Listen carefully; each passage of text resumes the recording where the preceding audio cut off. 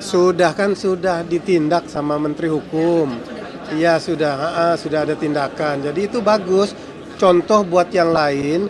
Era sekarang di zaman Pak Prabowo sudah tidak bisa main-main. Jadi kalau main palak, main peras-peras begitu, ya konsekuensinya akan dipecat. Baru nanti supaya jelas, kalau sepotong-sepotong, nanti takutnya pemahaman terhadap undang-undang BUMN ini akan menjadi kabur gitu. Karena dari semalam ini banyak sekali ada draft-draft yang bukan kita bahas. Nah, sehingga saya mengimbau kita tunggu ini sebentar lagi diundangkan dan PP-nya jadi, baru kemudian kita akan keluarkan supaya tidak menjadi rancu di masyarakat. Demikian.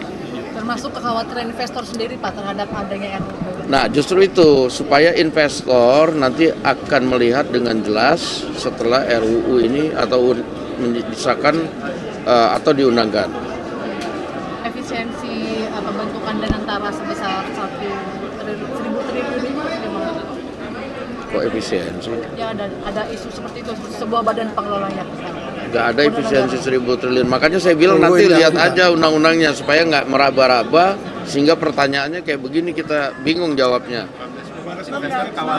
Sedikit soal perubahan tatip ini Bang, ini kan bisa mengevaluasi mitra pejabat yang dipilih lewat lewat fit and proper di DPR. Ini apakah cukup Bang gayung hukumnya untuk mengevaluasi itu lewat tatip Bang? Iya, saya pikir kan itu cuma penegasan saja dari fungsi pengawasan yang selama ini sudah ada. Bahwa pengawasan yang dilakukan oleh DPR terhadap mitra-mitranya itu juga sudah berjalan.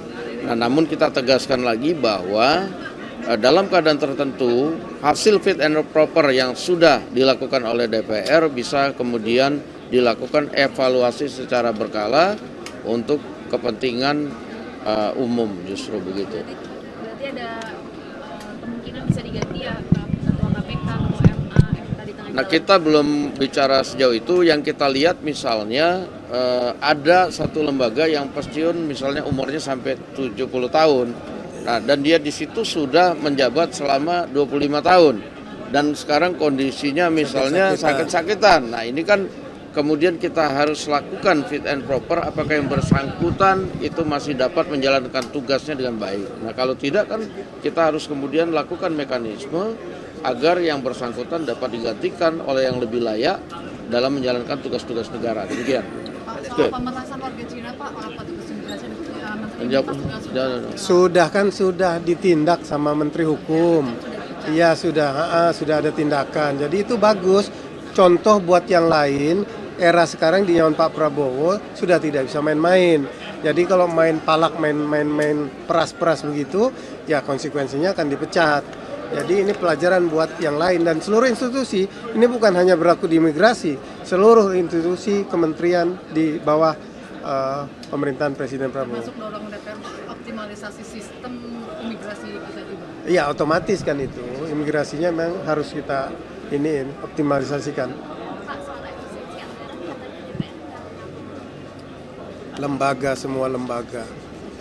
Semua lembaga ya. Kenapa? Kapal kita kan tidak ngurus. Tapi yang penting semua lembaga, tetapi untuk tambahan-tambahan tidak ada. Dan uang perjalanan dinas itu juga ada pemotongan. Bang Adis, Bang Dasko, ini kan soal red card kepala daerah. Kemarin kan ada pembaruan dari Mendagri bahwa pelantik terjadi sekitar 20 Februari. Nah, ini red card kepala daerah itu kalau dari pimpinan DPR seperti apa atensinya? Apakah langsung digelar sebelum bulan Ramadan atau seperti apa gitu?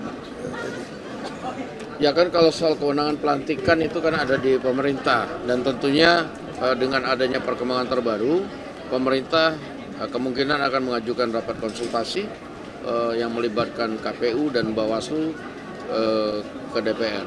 Kita lagi tunggu surat permintaan konsultasinya untuk segera ditindaklanjuti sesuai dengan mekanisme yang ada di DPR. Oke, terima kasih. Baru nanti supaya jelas, kalau sepotong-sepotong, nanti takutnya pemahaman terhadap undang-undang BUMN ini akan menjadi kabur gitu. Karena dari semalam ini banyak sekali ada draft-draft yang bukan kita bahas. Nah, sehingga saya mengimbau kita tunggu ini sebentar lagi diundangkan dan PP-nya jadi, baru kemudian kita akan keluarkan supaya tidak menjadi rancu di masyarakat. Demikian. Termasuk kekhawatiran investor sendiri Pak terhadap adanya RUU. Nah, justru itu supaya investor nanti akan melihat dengan jelas setelah RUU ini atau disahkan atau diundangkan. Efisiensi pembentukan dan antara sebesar 1.000 triliun itu gimana? Kok efisiensi? Ya ada isu seperti itu, sebuah badan pengelolanya. Nggak ada efisiensi 1.000 triliun. Makanya saya bilang nanti lihat aja undang-undangnya supaya nggak meraba-raba sehingga pertanyaannya kayak begini kita bingung jawabnya. Sedikit soal perubahan tatip ini Bang, ini kan bisa mengevaluasi pejabat yang dipilih lewat lewat fit and proper di DPR. Ini apakah cukup Bang gayung hukumnya untuk mengevaluasi itu lewat tatip Bang? Iya, saya pikir kan itu cuma penegasan saja dari fungsi pengawasan yang selama ini sudah ada. Bahwa pengawasan yang dilakukan oleh DPR terhadap mitra-mitranya itu juga sudah berjalan.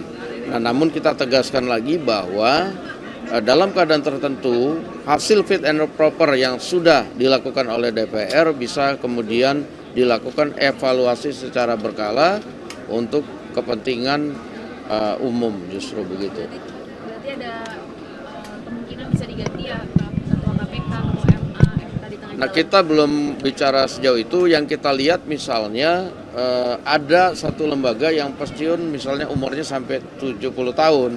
Nah, dan dia di situ sudah menjabat selama 25 tahun.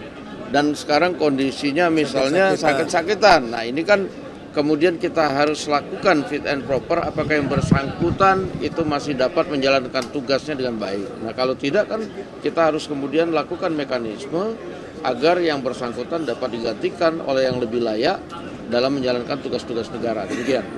Soal pementasan warga Cina Pak, apa tugas imigrasi Sudah ditindak sama Menteri Hukum. Iya sudah ada tindakan. Jadi itu bagus. Contoh buat yang lain. Era sekarang di zaman Pak Prabowo sudah tidak bisa main-main. Jadi kalau main palak, main peras-peras begitu, ya konsekuensinya akan dipecat.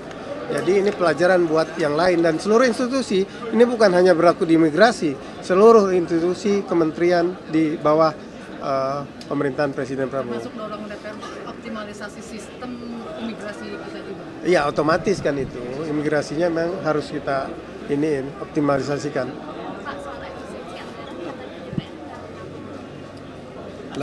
Semua lembaga ya.